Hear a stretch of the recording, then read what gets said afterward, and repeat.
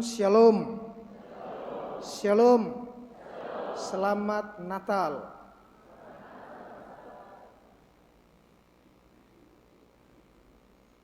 Saya pernah membawakan kisah nyata ini. Tetapi pada tahun ini saya ingin reminding lagi. Ingin mengingatkan Bapak Ibu tentang kisah yang menarik ini. Pada satu kesempatan Natal dalam kunjungan kepada Pater Jan van Passen, MSc, Profesor Doktor ahli filsafat dan teologi filsafat ketuhanan, ahli moral, ahli hukum kanonik, pokoknya dia semua ahli.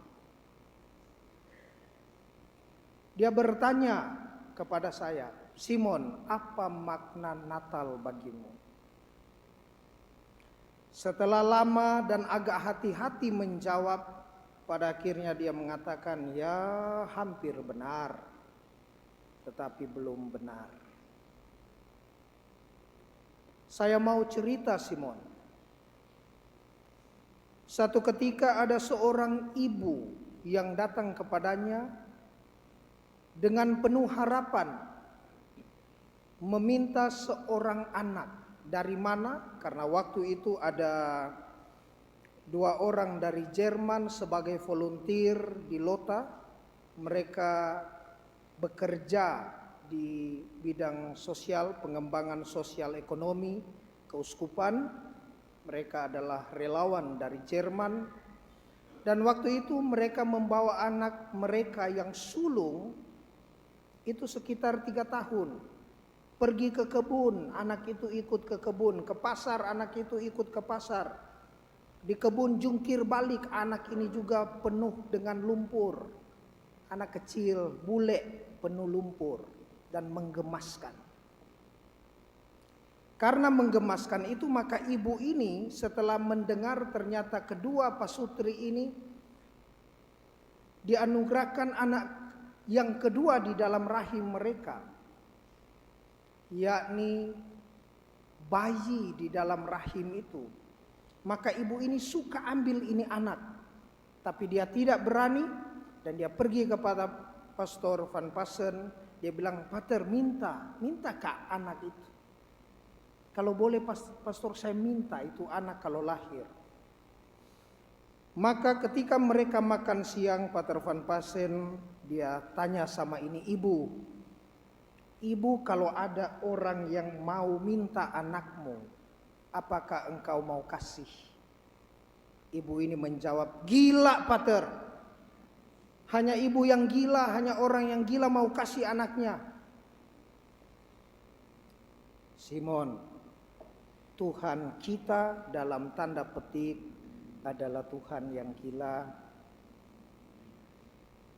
Tergila-gila mencintai manusia sehingga ia mengaruniakan anaknya yang tunggal kepada manusia dengan lahir, hidup, mati, dan pada akhirnya bangkit lalu naik ke sorga.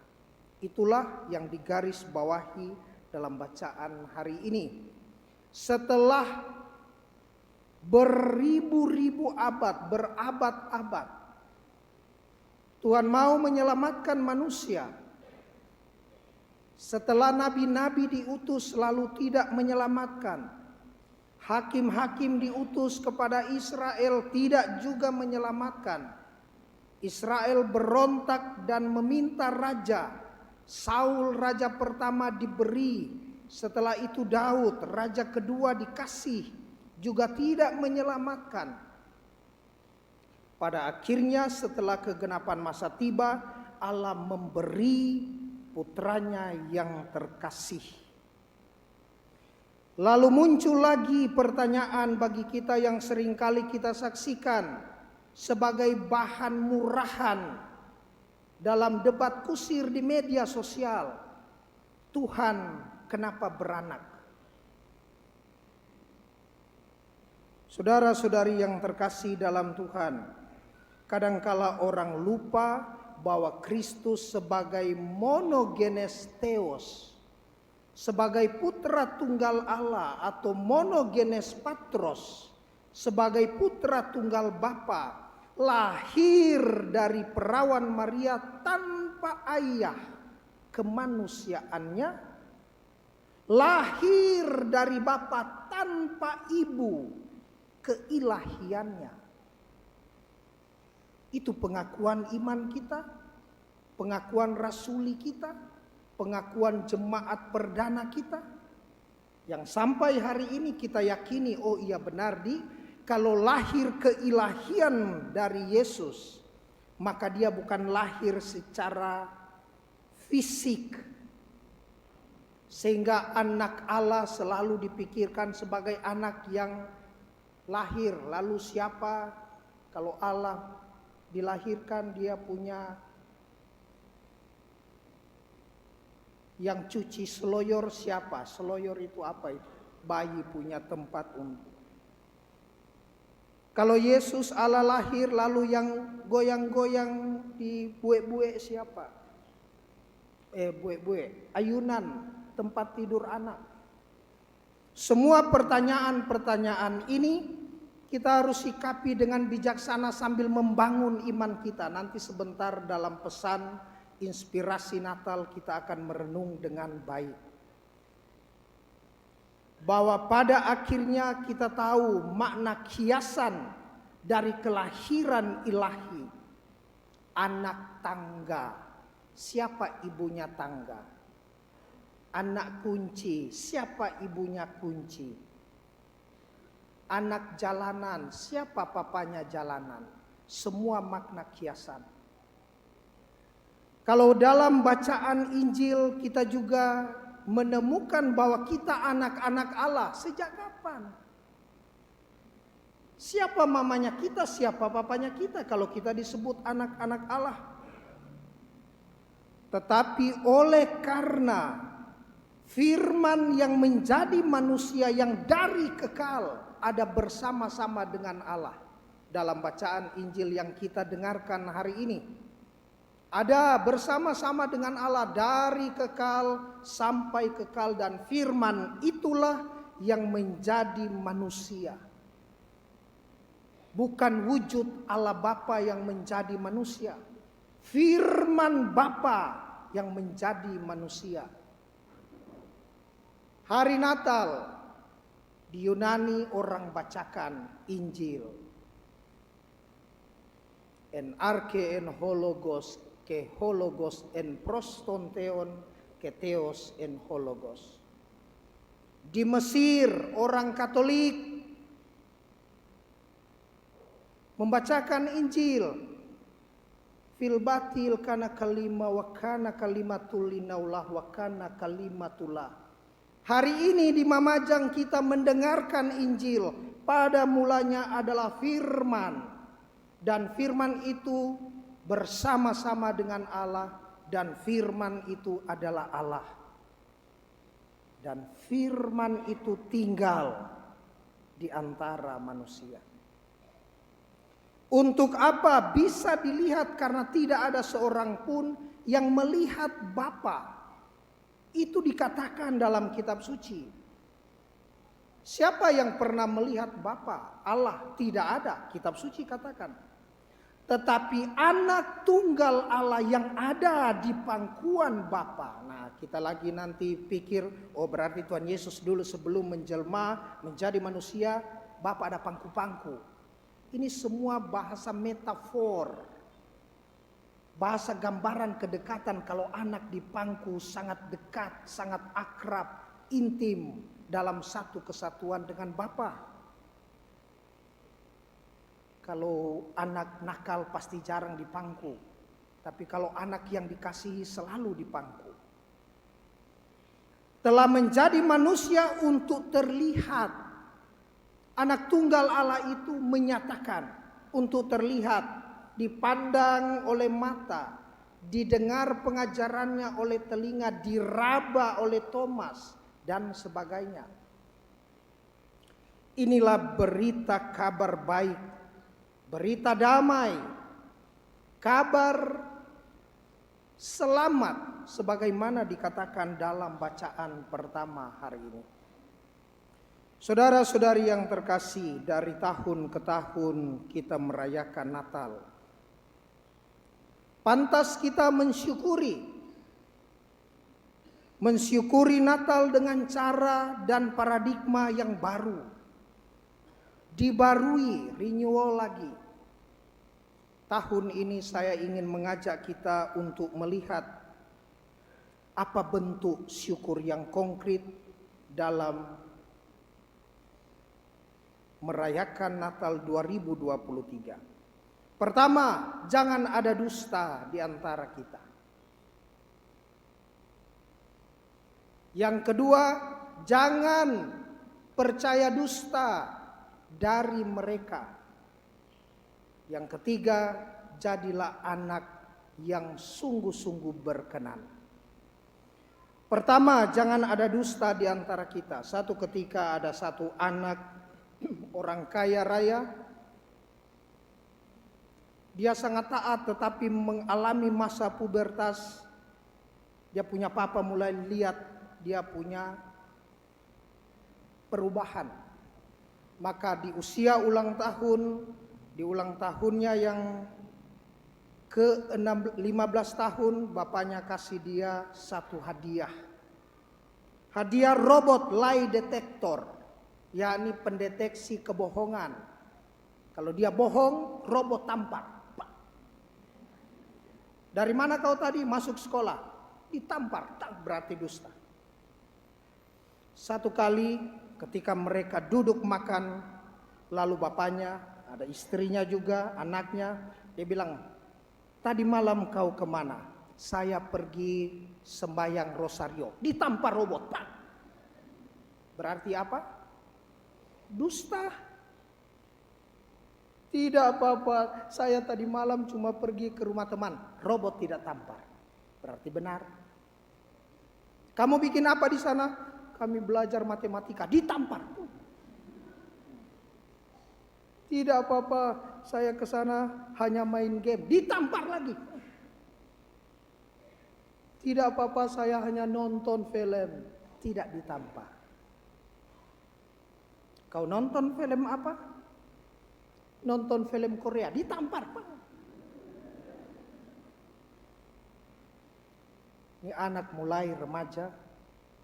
Kau jujur sama bapak, kau nonton film apa? Dia menunduk dan dia bilang, film dewasa, robot tidak tampar.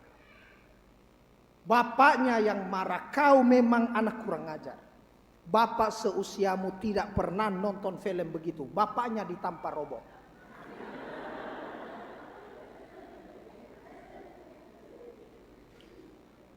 Istrinya tertawa, rasa kok ini benar-benar kau punya anak. Istrinya ditampar robot. Bapak ibu, ada dusta di antara mereka. Kebenaran firman telah dinyatakan. Maka kalau kita salah, katakan salah. Kita benar, katakan benar. Kita salah, minta maaf. Kita benar, kuatkan, teguhkan kebenaran. Karena kata maaf tidak menurunkan harkat martabat kita di hadapan Allah. Yang kedua, jangan percaya dusta dari mereka. Saya baru pulang dari cuti. Dan di sana ternyata di kecamatan itu ada penganut satu sekte Kristen yang ketika saya punya saudara agak jauh, saudara jauh, tanya tentang bagaimana sekte ini. Saya bilang itu sesat, langsung sesat. Tidak boleh percaya. Karena ajaran iman rasuli tidak seperti itu. Masa Yesus disebut suatu Allah?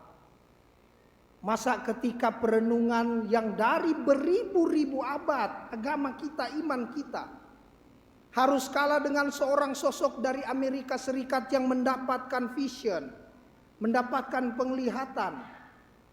Ternyata katanya dulu setelah 12 tahun, 13 tahun Yesus, sampai 30 tahun dia pergi ke Amerika Serikat. Kenapa? Bill Clinton punya sepupu. Dan dia mendapatkan pewahyuan bahwa bla bla bla. Saya bilang tidak benar. Lalu saya jelaskan tentang pendidikan Yahudi, di mana Yesus harus mengikutinya sampai genap berusia 30 tahun. Jangan percaya dusta di antara dari mereka. Yang terakhir, jadilah anak-anak Allah yang berkenan. Kalau kita mencap diri sebagai anak-anak Allah, maka kita percaya pertama-tama kepada Allah dengan semua penjelasan ilmiah dan penjelasan non ilmiah yang tidak terjelaskan oleh ilmu pengetahuan, tetapi selalu mengarah kepada Allah. Amin. So, tidur semua kah? Amin. Maksudnya apa Bapak Ibu? Tadi saya misa di Stella Maris, dipanggil beberapa orang berfoto. Jangan berfoto 3 orang. Kenapa jangan berfoto 3 orang? Nah itu semua tahu itu. Karena yang di tengah mati, oh Tuhan Yesus. Susah. Begitu gampang kalau misalnya orang sudah stres, tengah mati, putus cinta, lalu dia tiba-tiba mari berfoto, kau di sebelah, saya sudah mau mati. Saya pulang baru-baru, susahnya minta ampun ke kebun. Karena musim hujan di Gorontalo, curah hujan sangat tinggi. Ke kebun oke, tapi ketika satu saat saya sudah mulai gelisah kapan mau ngecor tempat duduk, mau bikin pembatas untuk air, susah sekali, bahan tidak bisa naik. Lalu ada satu bapak yang berkunjung, dia bilang, Hembo, sebenarnya ada cara untuk menahan hujan. Dulu yang saya tahu bakar garam. Bakar garam, ambil cermin, pancarkan ke yang mendung. Ini ilmiah. Tapi apa yang dia bilang? Lempar pakaian dalam ke atas sel.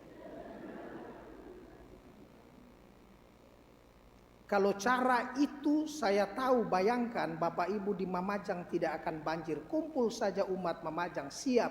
Tinggal di komando 1, 2, 3, lempar. Apa hubungannya? Saya sampai bilang, yang begini-begini kalian masih percaya?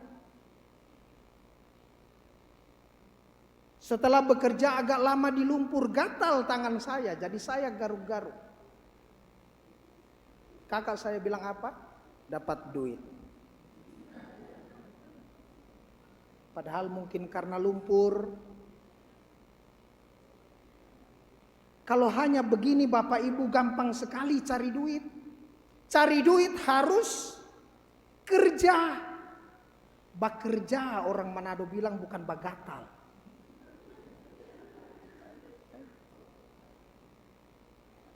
Kita sebagai anak-anak Allah pada Natal 2023 ini diajak untuk segala macam penjelasan baik ilmiah maupun non ilmiah. Kita harus tetap arahkan kepada Allah dan tidak percaya hal-hal yang tidak berkenan di hadapan Allah. Semoga demikian.